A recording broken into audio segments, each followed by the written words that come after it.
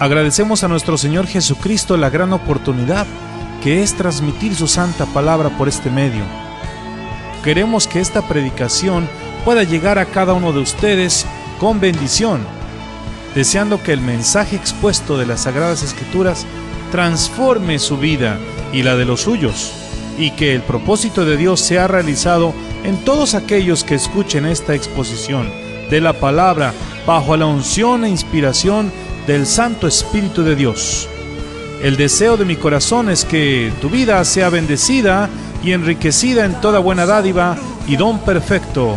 El Señor les bendiga.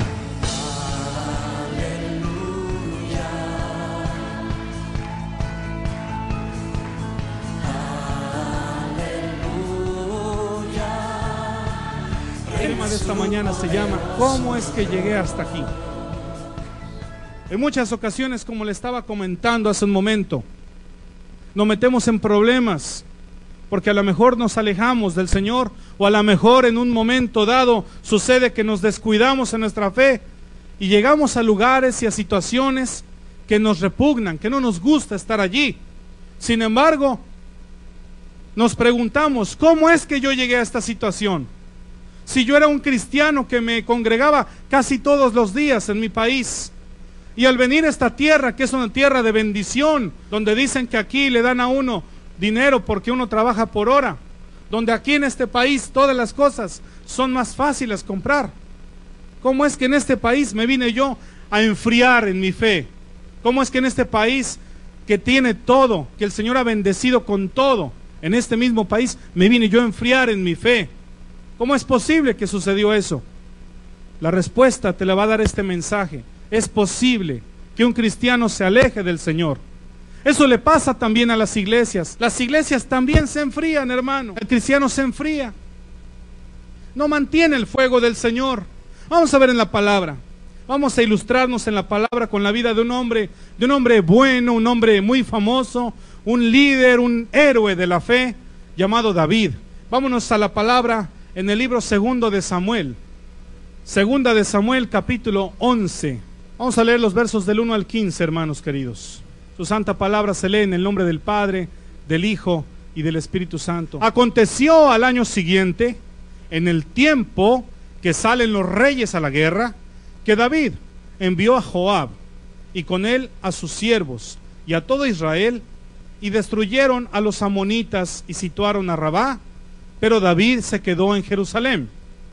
Y sucedió un día, al caer la tarde, que se levantó David de su lecho y se paseaba sobre el terrado de su casa real, y vio desde el terrado a una mujer que se estaba bañando, la cual estaba muy hermosa. Envió David a preguntar por aquella mujer, y le dijeron: aquella es Betsabé, hija de Eliam, mujer de Urías Heteo. Y envió David mensajeros y la tomó, y vino a él, y él durmió con ella.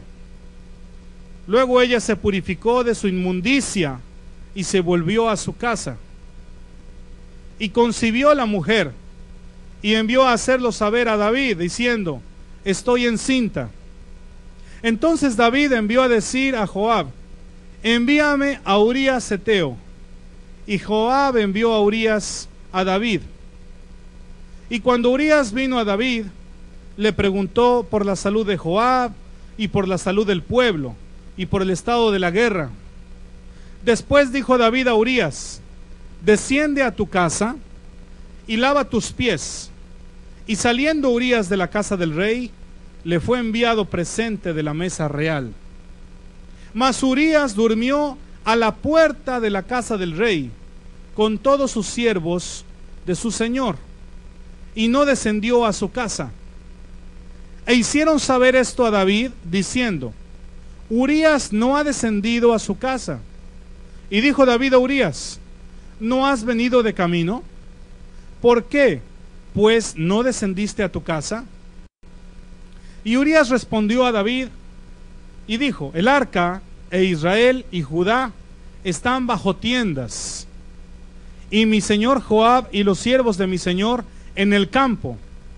Y había yo de entrar en mi casa para comer y beber y a dormir con mi mujer por vida tuya.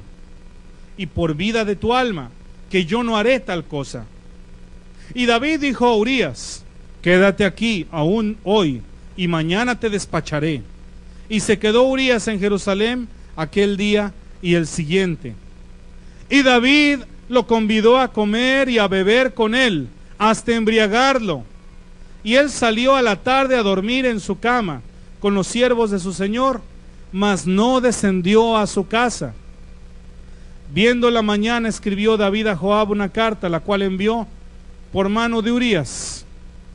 Y escribió en la carta diciendo: poned a Urías al frente en lo más recio de la batalla, y retiraos de él, para que sea herido y muera. Esta es palabra del Señor, hermano. Tome su palabra, levántela encima de su cabeza y declare conmigo. Vamos a orar. Padre, en el nombre de Jesús, esta palabra es vida y es verdad. Señor, en el nombre de Jesús, la santificamos, Dios. La hacemos, Señor, verdad en nuestra vida. Señor, la aplicamos a nuestro ser. Y desde el día de hoy, Señor, prometemos que este es el conducto por el cual viviremos. Esta es la única norma de fe y de prácticas cristianas. Señor, gracias por tu palabra. Está encima de mí, encima de mi opinión, encima de mi cabeza, Señor. Y declaro, mi Dios, que tu palabra es la que me rige y la que me guía. Padre, todo esto lo digo y lo exclamo en el bendito y dulce nombre de Jesús. Y el pueblo del Señor aquí reunido dice: a su nombre, hermanos, a su nombre. Den un aplauso al Señor, hermano.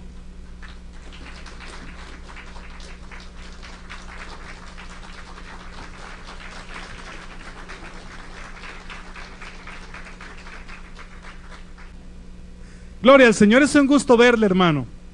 Mire, hermano, qué interesante es ver que uno de los escogidos de Dios, uno de los hombres más aguerridos, yo creo que para mí en lo particular, yo no sé tú, uno como que tiene sus escogidos, ¿no? De repente uno dice, bueno, Daniel fue tremendo, ¿no? Lo que hizo Daniel, ¿quién más lo hizo? Orar, levantar oración enfrente de los sátrapas, enfrente de todos aquellos que querían matarlo simplemente por orar. Eso tiene que ser valiente.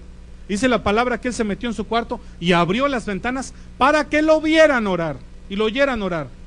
Retó completamente, ¿verdad que sí? Al mundo, ¿sí? ¿Y qué tal esa Ruth? ¿Se acuerda de usted de Ruth? Esa fidelidad de esa mujer. Y esa Esther, ¿qué tal? Una mujer aguerrida que ayunó y oró y por 3 días estuvo así, ¿verdad? Hasta que vino a la presencia del rey. Y el rey en ese tiempo, si no eras invitado en la corte del rey, tú morías. No podías entrar así nomás a la presencia del rey. Tenías que presentarte así sumisa. Y si el rey te permitía que tocara su báculo, ¿verdad? Su bastón, ¿verdad? Donde estaba el poder ahí, entonces hallabas gracia y no te mataba. Y así le fue a ella, ¿no? ¿Y cuántos? Ese José que salvó a toda su familia, a todo el pueblo de Dios. Ese José humilde, ¿se acuerda usted también de él? ¿Cuántos héroes nos ha dado la palabra? Ese Abraham, ese Isaac, ese Jacob. Pero para mí uno de mis escogidos, uno de los que me identifico mucho con él, es David. ¿Verdad que sí? ¿Verdad que David es poderoso? Vamos a hacer un recuento de quién es David. David era el hijo más chico de Isaí. Isaí tenía diversos hermanos, dice la palabra, y el más chico era David. Y David ni alcanzaba a sentarse en la mesa de su padre, porque David trabajaba agarrando, ¿verdad?, las ovejitas, se las llevaba a acampar, se las llevaba a pastar, ¿verdad? Y él las cuidaba mientras les tocaba el arpa y alababa al Señor. Dice que las ovejitas tenían que estar bajo la protección de David y que salían los osos y salían los leones. Y David con su onda